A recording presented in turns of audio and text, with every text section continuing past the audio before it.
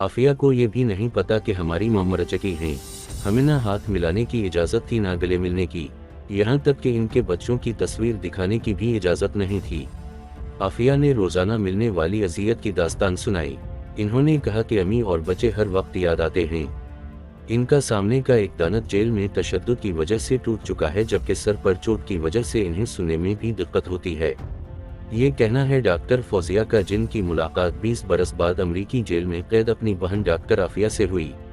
इस मुलाकात का अहवाल जमात इस्लामी से ताल्लुक़ रखने वाले सेनेटर मुश्ताक अहमद ने अपनी ट्वीट में दर्ज किया है।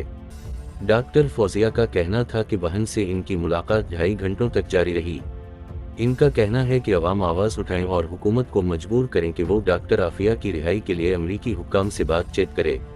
मुलाकात के बारे में बात करते हुए डॉक्टर फौजिया ने मजीद बताया कि फोर्ट वर्थ की जेल के दरमियान एक मोटा सा, जिसके इस बार आफिया को सफ़ेद स्कार्फ और खाकी लिबास में लाया गया था, शीशा था। सेनेटर मुश्ताक अहमद का कहना है कि दोबारा मुलाकात के लिए जमीरात का वक्त दिया गया है। इस बार वो खुद भी डॉक्टर आफिया से मिलेंगे।